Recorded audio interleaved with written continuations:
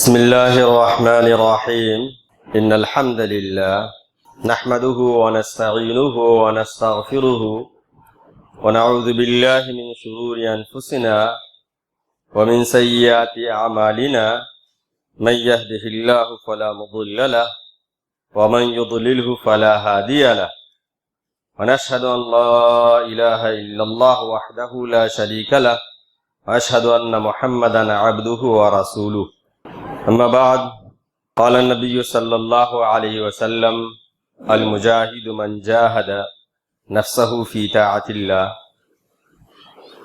وقال الله تعالى في كتابه العظيم ومن جاهد فينا لنهدينهم سبلنا. حاضرین جمعہ، آج میں نے سوچا ہے کہ تین چیزوں کے مجموعے کی طرف اشارہ کروں گا.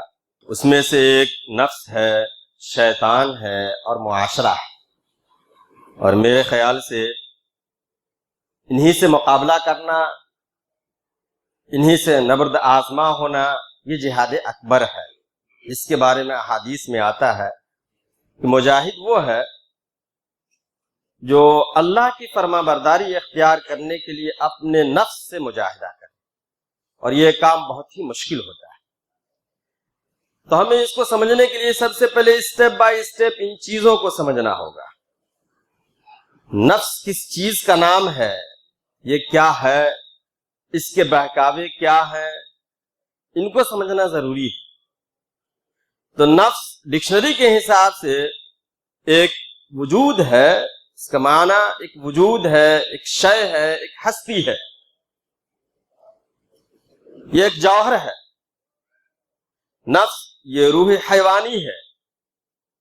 نفس یہ جسم لطیف ہے جو جسم کثیف کے اندر سمایا ہوا ہے. نفس روح اور جسم کے درمیان ایک پل کا کام کرتا ہے. نفس ایک ایسا روح حیوانی ہے جس کا طبعی میلان حیوانی خواہشات اور اخلاق رذیلہ کی طرف ہے.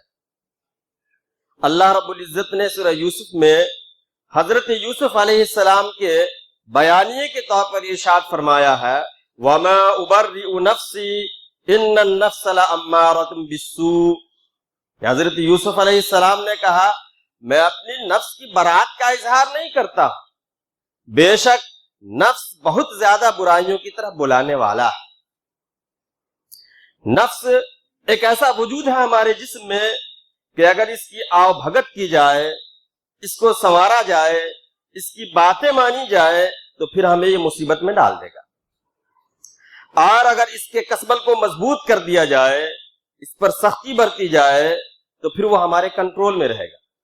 نبی پاک صلی اللہ علیہ وسلم نے کہا الکیس من دان نفسہ وعمل لما بعد الموت والعاجز من اتبع نفسہ ہواہا وتمنى علی اللہ الامانی. کہ عقل مند وہ ہے جس کا نفس احکام الہی کا پابند رہتا ہے اور وہ اس زندگی کے لیے کام کرتا ہے جو آگے کی زندگی.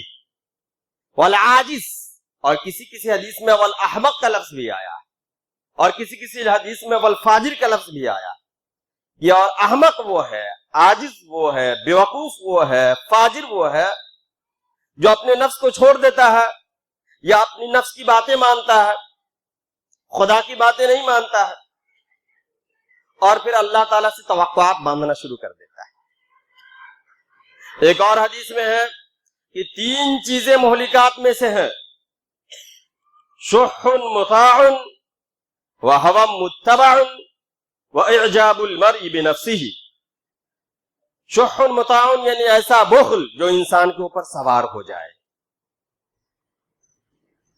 وہوى متبع، اور ایسی نفسانی خواہشات جس کی اتباع کی جائے، جس کے پیچھے انسان پڑ جائے، اور اس کا اندازہ ہم میں سے ہر ایک کو ہو سکتا ہے. اس لیے کہ اللہ نے ہمیں عقل سلیم عطا کیا ہے. جس کے پاس عقل سلیم نہ ہو وہ انسان ہی کیا، اللہ نے ہمیں عقل دیا ہے، سوچنے سمجھنے کی قوت دی. اور تیسری چیز جو مہلکات میں سے بیان کی گئی ہے اس حدیث میں وہ یہ ہے وَإِعْجَابُ الْمَرْءِ بِنَفْسِهِ، اور خود بینی. انسان کے ساتھ کبھی کبھی ایسا ہوتا ہے، ہمارے ساتھ نفس لگا ہوا ہوتا ہے تو گویا نفس کے دھوکے بہکاوے کئی طریقے سے ہو سکتے ہیں. ان میں سے ایک چیز کو ہم اس طریقے سے سمجھنے کی کوشش کرتے ہیں کہ کبھی کبھی ایسا ہوتا ہے، کسی کے ساتھ یہ ہو سکتا ہے، اللہ نہ کرے ہمارے ساتھ ہو کبھی، یا ہم میں سے کسی کے ساتھ ہو کہ تھوڑی سی عبادت و ریاضت کر لیا، خدا کے احکامات کی پابندی کر لیا، سنتوں پر عمل پیرا ہونا شروع کر دیے، لوگوں کے درمیان مشہور ہونے لگے، لوگ عزت و احترام کی نظر سے دیکھنے لگے، توقیر کرنے لگے، دور دور سے لوگ ملنے کے لیے آنے لگے، لوگ دعائیں کروانے لگے، مصافحہ کرتے وقت جھکنے لگے، راستے میں ملتے وقت پہلے سلام کرنا شروع کر دیا، اور بہت ساری ایسی باتیں ہونے کے بعد اگر ہمارے ساتھ ایسا ہو رہا ہے اور ایسا ہونے کے بعد ہمیں لذت محسوس ہونے لگے، اگر ہمیں لذت محسوس ہونے لگے کہ ہاں ہمارے ساتھ اچھا ہو رہا ہے، تو پھر یہ لذت ایسی لذت ہے جس لذت کو پانے کے لیے یا جس لذت کو برقرار رکھنے کے لیے انسان بڑے سے بڑے گناہ کرنا چھوڑ دیتا ہے، اور پھر وہ سوچتا ہے کہ ہم اللہ کے مخلص بندے، حالانکہ وہ اللہ کا بندہ نہیں بلکہ وہ اپنے نفس کا بندہ ہوتا ہے. اور پھر ایک مرحلہ ایسا بھی آتا ہے کہ وہ صرف اس بات پر صبر نہیں کرتا ہے کہ وہ اللہ کے ہاں اچھا کہا جائے، بلکہ وہ دنیا والوں کے نزدیک بھی معزز بن کر کے جینا چاہتا ہے، عظیم ہستی ہو کر کے، جو جیسے کہ رسول، انبیاء، اولیاء جو خدا نے دیا ہے وہ تو الگ چیز ہے، لیکن انسان جو اپنی طرف سے سوچتا ہے ہمارا لوگ اکرام کرے، عزت کرے، یہ ہے اعجاب بنفس. یہ بہت خطرناک چیز ہے، اس سے اللہ تعالی ہمیں محفوظ فرمائے. علامہ اقبال نے کہا، براہیمی نظر پیدا مگر مشکل سے ہوتی ہے، ہوس چھپ چھپ کے سینوں میں بنا لیتی ہیں تصویریں. تو اللہ تعالی ہمیں ان سب چیزوں سے بچائے رکھے، نفس کے دھوکے سے بچائے رکھے. کبھی کبھی ایسا ہوتا ہے کہ نفس ایک ایسی چیز ہے جو نظر نہیں آتی، اور شیطان ایک ایسا وجود ہے جو نظر نہیں آتا. کبھی کبھی ایسا ہوتا ہے کہ نفس جو ہے مال کی محبت کو دل میں اتنا بٹھا دیتا ہے کہ پھر اس مال کی محبت کی وجہ سے انسان حق کو قبول کرنے سے باز رہ جاتا ہے، حق قبول نہیں کر پاتا. اس کی بہت ساری مثالیں موجود ہیں، آپ کو بھی یاد ہوں گی. ایک واقعہ میں بتاتا ہوں. مدینہ منورہ میں جب رسول اللہ صلی اللہ علیہ وسلم موجود ہیں اور قافلے آ رہے ہیں رسول اللہ صلی اللہ علیہ وسلم کے پاس ایمان قبول کر رہے ہیں، اسی درمیان ایک نجران کا قافلہ آتا ہے عیسائیوں کا، کئی دنوں قیام اس کا رہتا ہے. رسول اللہ صلی اللہ علیہ وسلم اسلام کی دعوت دیتے رہتے ہیں، وہ سنتے رہتے ہیں، بحث و مباحثہ ہوتا رہتا ہے، یہاں تک کہ حق واضح ہو جاتا ہے. اور جب حجت تمام ہو جاتی ہے اور بات نہیں مانتے ہیں، تب آیت مباہلہ نازل ہوتی ہے. آیت مباہلہ کا مطلب ہے کہ اگر تم نہیں مانتے ہو تو پھر آ جاؤ میدان میں، خدا سے دعا کرتے ہیں کہ ہم میں سے جو باطل پر ہو اللہ اس کو غارت کرے اور جو حق پر ہو اس کو باقی رکھے. جب مباہلے کی بات آتی ہے تو پھر وہ قافلہ راتوں رات نکل پڑتا ہے. رات میں چلتے ہوئے ان قافلوں میں دو بھائی ہوتے ہیں، ان میں سے ایک بھائی کی سواری جو ہے ٹھوکر کھاتی، تو ٹھوکر کھاتے ہی وہ کہتا ہے تعیس الابعد، ہلاک و برباد ہو جائے وہ دور کا شخص. تو دوسرا بھائی کہتا ہے کس کے بارے میں تم نے کہا؟ محمد صلی اللہ علیہ وسلم کے بارے میں تم نے کہا؟ تو کہتا ہے نہیں محمد تو نبی ہیں، ان کے بارے میں کیسے کہہ سکتا ہوں؟ تو کہا پھر تم نے ایمان کیوں نہیں لایا؟ تم جب تم جانتے ہو نبی ہے تو ایمان لانا چاہیے. کہا بات یہ ہے کہ شہنشاہ روم جو ہمیں مراعات دے رکھے ہیں، جو ان کی طرف سے چھوٹ ہے، اگر میں محمد پر ایمان لے آتا ہوں صلی اللہ علیہ وسلم تو پھر وہ مراعات ہم سے چلی جائیں گی، چھوٹ جائیں گی، اسی وجہ سے ایمان نہیں لاتا.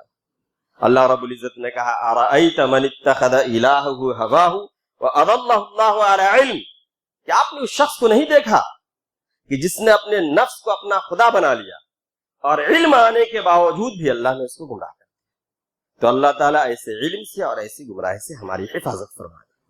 کبھی کبھی ایسا ہوتا ہے کہ نفس کو سکون اس حساب سے ملتا ہے کہ ہماری لوگ بات مانتے ہیں، ہم کہیں جاتے ہیں تو لوگ کھڑے ہو جاتے ہیں اور دل کو تسکین ملتی ہے، انا کو تسکین ملتی ہے. اگر اس طرح کی کیفیت پیدا ہو رہی ہے تو پھر ہمیں اپنی نفس کے اوپر محاسبہ کرنا چاہیے. یا کبھی ایسا ہوتا کہ ہمارے کہنے کی وجہ سے فلاں نے یہ کام کر دیا، تم یہ کام کرو، تم یہ کام کرو، ہم ایسا ہیں، میں ایسا ہوں، اس طریقے سے ماحول اس کا بن رہا ہے، اور نفس کو ہمیں ایک تو یہ کام لینا، کام کرنا، کرانا ہی تو دنیا کی ریت ہے. اللہ نے ایک دوسرے کو دوسرے کا مسخر بنایا ہے کام. لیکن اگر یہ ہم کو احساس ہو رہا ہے کہ چلو ہماری بات مانی جا رہی ہے، اور یہ ہونے کے بعد ہمیں دل کو تسکین مل رہی ہے کہ لوگ ہماری بات مانتے ہیں، لوگ ہماری رائے پہ عمل کرتے ہیں، تو پھر اس وقت بچ کے رہنا چاہیے، اپنے نفس کا محاسبہ کرتے رہنا چاہیے. اس لیے کہ یہ بھی خطرناک مرحلہ ہوتا ہے، اس سے بھی بچنا چاہیے. کہا جاتا مولانا رومی رحمۃ اللہ علیہ نے بہت اچھی بات اس میں کہی ہے، وہ تو فارسی میں ہے کہ نفس ما ہم کم طرز فرعون نیست، نفس ما ہم کم طرز فرعون نیست آنکھ او راعون ماراون نیست. کہ ہمارا نفس جو ہے یہ فرعون سے کم نہیں ہے. فرعون کے پاس تو لاؤ لشکر تھا، تو لاؤ لشکر کی وجہ سے وہ کہا کرتا تھا الیس لی ملک مصر وہذہ الانہار تجری من تحتی. لیکن ہمارے پاس وہ وسائل موجود نہیں ہے، اس لیے ہم فرعون کی روش پہ، راستے پہ نہیں چل رہے ہیں، لیکن جتنا ہے اتنا ہی کر رہے ہیں. اگر نفس میں یہ چیز بھی پیدا ہو رہی ہے، ہمارے نفس میں، کسی کے نفس میں ہو سکتا ہے، تو اللہ تعالیٰ اس دھوکے سے بچائے، اس عجب سے بچائے. نبی پاک صلی اللہ علیہ وسلم کی اس ارشاد کو ہمیشہ ہم اپنی نظروں کے سامنے رکھیں کہ لا یؤمن احدکم حتی یکون ہواہ تبعا لما جئت بہ. کہ کوئی شخص اس وقت تک مومن کامل نہیں ہو سکتا ہے جب تک کہ اس کی تمام خواہشات اس چیز کی پیروی نہ کرنے لگے جو میں لے کر کے آیا. اس حدیث کو نظر کے سامنے رکھنا چاہیے. اور اللہ رب العزت کا وہ ارشاد کہ وَأَمَّا مَنْ خَافَ مَقَامَ رَبِّهِ وَنَهَى النَّفْسَ عَنِ الْهَوَىٰ فَإِنَّ الْجَنَّةَ هِيَ الْمَأْوَىٰ. کہ جو شخص خدا کے سامنے کھڑے ہونے سے ڈرا اور اپنے نفس کی پیروی سے بچتا رہا تو اس کا ٹھکانہ جنت. اس کے اور بھی بہت سارے دھوکے ہو سکتے ہیں. اب ایک بات اور ایگزامپل کے طور پہ بتا دوں، کبھی کبھی نفس میں یہ احساس پیدا ہوتا ہے کہ کوئی ہمارے یہاں مہمان ہے تو ان کی ضیافت ہم کریں. ضیافت کرتے وقت اپنے بچے سے کہا بچہ وہ ایسا ہے کہ وہ تازہ والا آب زمزم لانا. حالانکہ بظاہر یہ بتانا چاہ رہے ہیں کہ آپ کی ضیافت میں تازے والے زمزم سے کر رہا ہوں، لیکن نفس اندر یہ کہہ رہا ہے کہ آپ مہمان کو یہ بھی بتانا چاہ رہے ہیں کہ آپ پچھلے سال بھی گئے تھے عمرہ کرنے اور اس سال بھی گئے ہیں عمرہ کرنے. اگر یہ چیز دل میں پیدا ہو رہی ہے تو پھر نفس کے دھوکے میں ہم آ رہے ہیں. اور اگر ضیافت مقصود ہے تو الگ بات ہے. تو اپنے نفس کا محاسبہ خود کرتے رہنا چاہیے. رسول اللہ صلی اللہ علیہ وسلم نے کہا الکیس من دان نفسہ وعمل لما بعد الموت والعاجز والاحمق والفاجر من اتبع نفسہ ہواها وتمنى على اللہ الامانی.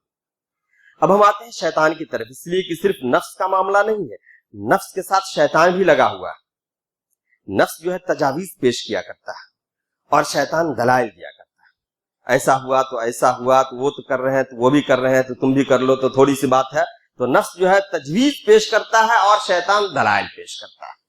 اب شیطان ہے کیا چیز اس کو بھی پہلے سمجھنا چاہیے. تخلیق آدم سے پہلے شیطان کا نام عزازیل تھا، اور اس کے بعد تخلیق آدم کے بعد جو مراحل آئے وہ تو سب واقف ہیں. بہرحال شیطان یہ ہمارا ازلی اور ہمہ وقتی دشمن ہے. اللہ رب العزت نے کہہ دیا ان الشیطان لکم عدو مبین، کہ شیطان تمہارا کھلا ہوا دشمن. قرآن کریم کے مطابق سجدے سے انکار کے بعد شیطان نے جو مطالبات خدا کے سامنے رکھے، پیش کیے، وہ بہکانے والے مطالبات. اچھا، جتنے مطالبات شیطان نے پیش کیے اس کے پیش کرنے کے انداز سے یہ صاف ظاہر ہو رہا کہ شیطان بارگاہ الوہیت کے مزاج سے اچھی طرح واقف تھا. تب تو اتنے عین ناراضگی کے موقع پر بھی وہ ایک دم بالوثوق اور اطمینان کے ساتھ خدا سے گفتگو کر رہا کہ آپ مجھے مہلت دیں، حالانکہ عین ناراضگی کا موقع تھا وہ. لیکن شیطان کو یہ معلوم تھا کہ اللہ رب العزت کبھی مغلوب الغضب نہیں ہوتے، کبھی غصے کے دباؤ میں نہیں آتے. خدا کی ذات ہی بہت بلند و بالا ہے، اور اللہ رب العزت سے وہ منواتا رہا اور مہلت مانگتا رہا. اب آگے ہم دیکھتے ہیں کہ اللہ رب العزت جو بلند و بالا ہستی کا مالک ہے اور عز و جل ہے، اس کی شان ہی کیا نرالی ہے، انہوں نے شیطان کی بات کو منظور کر لیا، اسے مہلت دے دیا. لیکن ایک شرط لگا دی کہ تم انسان کو بہکاؤ گے، وسوسہ تو ڈالو گے، زبردستی نہیں کر سکتے. شیطان کبھی ہمارے ساتھ زبردستی نہیں کر سکتا. ہم میں سے کوئی ایسا شخص نہیں ہوگا جس کو لاٹھی اور ڈنڈے کے زور پہ شیطان مسجد میں آنے سے روکتا ہوگا. وسوسہ ہی ڈال سکتا ہے. اب وہ شیطان سوچا کہ صرف وسوسہ ہی ڈالنا ہے، تو شیطان نے ہمارے اندر جو اس کا دوست موجود ہے نفس، اس کا سہارا لینا شروع کیا۔ جو ہمارے اندر نفسیاتی کمزوری ہے، نفسانی خواہشات ہیں، نفسانی تقاضے ہیں، ضعف انسانی ہے، اس کا سہارا لے کر کے پھر وہ بہکانے کی کوشش کرتا ہے۔ اور شیطان کے بہکانے کے بہت سارے طریقے ہو سکتے ہیں، بہت سارے طریقے ہو سکتے ہیں، اور ہر انسان کے ساتھ ہر طریقہ وہ آزما سکتا ہے۔ ان میں سے چند شیطان کے حربوں کا میں ذکر کر دوں کہ یہ چیزیں شیطان کرتا ہے۔ یہ ایک چیز ہے ظاہر پرستی۔ انسان فطرتاً جو ہے ظاہر پرست ہے، جو چیز سامنے نظر آتی ہے وہ حقیقت لگتی ہے، اور جو چیز غیب میں ہے اس کو اچھی طریقے سے اور جلد نہیں مان پاتا۔ انسان ظاہر پرست ہی، ظاہر پرستی کی وجہ سے ہی بہت سارے نتائج سامنے آئے۔ جیسے ایک ایگزامپل میں دیتا ہوں، یہ ظاہر پرستی ہی کا نتیجہ ہے کہ انسانوں نے خدا کو چھوڑ کر کے بہت سارے دیوی دیوتاؤں کی پوجا کی، خدا کو چھوڑ کر کے چاند کو، سورج کو، ستارے کو، آسمان کو، زمین کو، اور ہر اس چیز کو جس سے نفع نقصان پہنچتا ہے اس کی پوجا کرنا شروع کر دی۔ اور یہ ظاہر پرستی ہی کا نتیجہ ہے کہ کسی دیوی دیوتا کے بارے میں جب انسانوں کو معلوم ہو گیا کہ فلاں دیوی کے پاس بہت زیادہ طاقت تھی، اس نے غور کیا طاقت تھی تو طاقت کا اظہار کس چیز سے ہوتا ہے؟ جسم کے تمام اعضاء میں طاقت کا اظہار صرف ہاتھ سے ہوتا ہے۔ اگر کوئی انسان بہت طاقتور ہو اور دونوں ہاتھ کٹے ہوئے ہو تو اس کی طاقت کا اندازہ نہیں ہوگا۔ تو طاقت کا اندازہ انسان کے ہاتھ سے ہوتا ہے، اس لیے انسانوں نے اپنی دیوی جس کو پوجتے ہیں اس کو ایک سے زائد ہاتھ بنا دیے، بہت طاقتور ہونے کا مظاہرہ اس۔ کسی دیوی دیوتا کے بارے میں معلوم ہو گیا کہ وہ بہت زیادہ بدمان تھے، بہت زیادہ عقل مند تھے، تو یہ سوچا کہ عقل ہوتی کہاں ہے تو دماغ میں، اور دماغ ہوتا کہاں ہے تو سر میں، اس لیے ایک سے زائد سر بنا دیا۔ علامہ اقبال نے شکوہ میں تقریباً جو اشعار کہے ہیں ان میں سے ایک شعر میں بیان کر دوں، انہوں نے اسی ظاہر پرستی کی طرف اشارہ کیا علامہ اقبال نے۔ ہم سے پہلے تھا عجب تیرے جہاں کا منظر، کہیں مسجود تھے پتھر، کہیں معبود شجر۔ کہ کہیں لوگ پتھر کو پوجتے تھے، کہیں درخت کو پوجتے تھے۔ ہم سے پہلے تھا عجب تیرے جہاں کا منظر، کہیں مسجود تھے پتھر، کہیں معبود شجر۔ خو گرے پے کرے محسوس تھی انسان کی نظر، خو گرے پے کرے محسوس، جس چیز کو انسان محسوس کرتا ہے اسی کو مانتا تھا۔ یہ خو گرے پے کرے محسوس تھی انسان کی نظر، مانتا پھر کوئی اندیکھے خدا کو کیوں کر۔ یہ تو علامہ اقبال نے کہا۔ تو اصل میں یہ بتانا چاہ رہا ہوں کہ انسان کی نظر کتنی ظاہر پرست ہے، اسی ظاہر پرستی کے نتیجے میں یہ سب چیزیں ہوتی ہیں۔ اگر کوئی انسان ظاہر پرستی سے ہٹ کر کے، بچ کر کے وہ ایمان میں داخل ہو گیا، شرک میں اور انکار خدا میں وہ شامل نہیں ہوا، منکرین خدا میں شامل نہیں ہوا، اور ظاہر پرستی سے بچ کر کے اگر وہ ایمان میں داخل ہوتا ہے، یا اپنی کوششوں اور خدا کی توفیق کی وجہ سے، یا ہم لوگ جس طریقے سے اللہ نے ہمیں وراثت کے طور پہ ایمان دیا ہے، اسلام دیا ہے، اس راستے سے، کسی راستے سے اگر ایمان میں داخل ہو جاتا ہے تو پھر شیطان کا اگلا اسٹیپ یہ ہوتا ہے کہ اس کو عمل صالح سے روکنا ہے، نیک اعمال اس سے نہیں ہونے دینا۔ ہم جتنے لوگ یہاں موجود ہیں غور کر سکتے ہیں، ہم صاحب ایمان ہیں، اللہ کا لاکھ لاکھ کرم ہے، لیکن کتنے مواقع ایسے آتے ہیں کہ شیطان ہم کو وہ کام کرنے سے روکتا ہے۔ اگر وہ مواقع نہیں بھی یاد ہو تو کم سے کم اتنا تو یاد ہوگا کہ 5 وقت کی نماز فرض ہے، شیطان نہیں آنے دیتا۔ ایمان ہونے کے باوجود ظاہر پرستی میں مبتلا نہیں ہوئے، صاحب ایمان ہو گئے، اس کے بعد شیطان نے عمل صالح سے روکنا شروع کر دیا۔ اگر ہم عمل صالح نہیں کر رہے ہیں، مساجد میں نہیں آ رہے، تو گویا ہم شیطان کے نرغے میں ہیں۔ اب بھی وقت ہے سنبھلنے کا، سنبھل سکتے ہیں۔ کسی نے کیا خوب کہا ہے کہ ظالم ابھی ہے فرصت توبہ نہ دیر کر، ظالم ابھی ہے فرصت توبہ نہ دیر کر، وہ بھی گرا نہیں جو گرا پھر سنبھل گیا۔ تو ابھی موقع ہے۔ اگر شیطان کے ظاہر پرستی سے انسان بچ گیا اور عمل ایمان لیا تو پھر عمل صالح سے روکتا ہے وہ۔ اور اگر کسی وجہ سے وہ شیطان اس نرغے میں بھی نہیں آیا اور عمل صالح کرنا شروع کر دیا، تو شیطان باز نہیں آتا، شیطان پھر اگلی چوکی قائم کرتا ہے، چیک پوسٹ۔ وہ یہ ہے کہ اس کو عمل صالح تو کر رہا ہے لیکن اس کو خشوع و خضوع سے روکنا ہے۔ نماز میں ہے تو خشوع و خضوع میں نہیں آنے دینا ہے، اور ہم سوچ سکتے ہیں جیسی نیت باندھنا شروع کیے ویسی دنیا کی تمام چیزیں کمپیوٹر کی طرح دماغ میں آنا شروع ہو جاتی، ہر چیزیں دماغ میں چلنا شروع ہو جاتی، اور ایسی ایسی چیزیں آنے لگتی ہیں کہ ایسا لگتا ہے کہ سلام پھیرو اور فوراً وہ کام کرنا ضروری ہے اور نہ پھر بھول جائیں گے، اور یاد دلانے کے لیے شاید پھر نماز میں آنا پڑے۔ تو شیطان خشوع و خضوع سے روکتا ہے، اور اگر للہ فی اللہ خرچ کرنا چاہے تو اخلاص سے روکتا ہے۔ لیکن اگر ہم شیطان کے اس نرغے میں بھی نہیں آئے، ایمان بھی لے آئے، عمل صالح بھی کیے اور خشوع اور خضوع اور اخلاص بھی اختیار کر لیے، تو بھی شیطان باز نہیں آتا، تو پھر شیطان یہ احساس دلاتا کہ آپ تو بہت متقی اور پرہیزگار ہیں، آپ اللہ والے ہیں، لوگوں کو چاہیے کہ آپ کی قدر کریں۔ پھر اپنے دل میں ایک عجب پیدا ہونے لگتا کہ ہاں ہم چنی، ہم بھی کچھ ہیں، ہم چنی دیگرے نست انا شیء، ہم بھی کچھ ہیں۔ اور یہ مرحلہ سب سے خطرناک ہوتا ہے۔ برائیوں سے بچنا تو آسان ہے، یا برائیاں انسان کر رہا ہے تو یہ سوچ رہا کہ میں برا ہوں، کوئی سمجھائے تو سمجھ جائے گا یا خود ہی کبھی سمجھ جائے گا، لیکن جب اچھائیوں میں مبتلا ہو کر کے برائیوں میں پھنس جائے تب وہ مرحلہ بہت مشکل ہوتا ہے۔ تو اللہ تعالیٰ عجب سے ہمیں بچائے رکھے۔ عجب ایک ایسی بیماری ہے جس کا اندازہ جلد ہوتا نہیں ہے، یہ بہت ہی عقل مند اور عقول سلیمہ کے جو لوگ ہوتے ہیں وہی اس کو سمجھ پاتے ہیں۔ اللہ ہمیں اس برائی سے بچائے رکھے کہ عجب جیسی بیماری میں مبتلا نہ کرے۔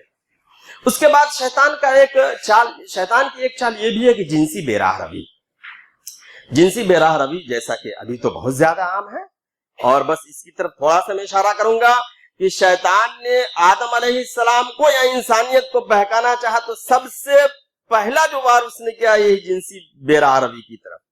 اللہ رب العزت نے سورہ اعراف میں اس کو اس طریقے سے بیان کیا، فَوَسْوَسَ لَهُمَا الشَّيْطَانُ لِيُبْدِيَ لَهُمَا مَا وُرِيَ عَنْهُمَا مِنْ سَوْآتِهِمَا، کہ شیطان نے آدم اور حوا کے دل میں وسوسہ ڈالا تاکہ اس کے سامنے پوشیدہ رکھنے والے جو اعضاء ہیں اور جو پوشیدہ کیے گئے ہیں، چھپائے گئے ہیں، اس کو اس کے سامنے روبرو کر دیں۔ لِيُبْدِيَ لَهُمَا مَا وُرِيَ عَنْهُمَا سَوْآتِهِمَا، جو چیز چھپا کر کے رکھی گئی تھی اس کی شرمگاہ ہے اس کو کھول کر کے ظاہر کر دے۔ اور ابھی دنیا میں جو کچھ چل رہا ہے وہ تو ہم سب واقف ہیں، وہ جتنے کرنے والے ہیں سب کے سب اسی شیطان کی چیلے، اس لیے کہ شیطان کا پہلا جو معاملہ ہے گمراہ کرنے کا وہ یہی ہے۔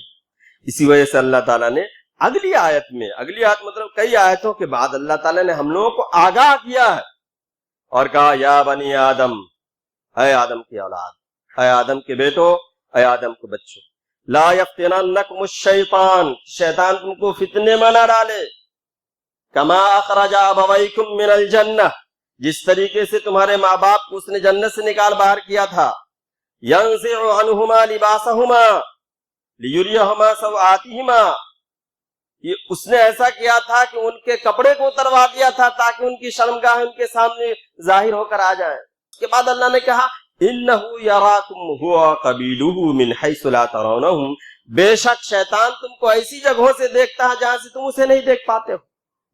یہاں پر یہ بیان کرنے کا مقصد، اللہ کا مقصد تو بہت رہا ہو، لیکن ہماری چھوٹے ذہن میں یہ بات آ رہی ہے کہ اللہ یہ کہنا چاہ رہے ہیں کہ یہ تمہارا ازلی دشمن ہے، اور ایسا دشمن ہے جو نظر بھی نہیں آ رہا۔ انہو یراکم ہوا قبیلہ من حیث لا ترونہم، نظر نہیں آ رہا، اور وہ دشمن جو نظر آ رہا اس سے مقابلہ آسان ہے، اور جو نظر نہیں آ رہا اس سے مقابلہ مشکل ترین ہے۔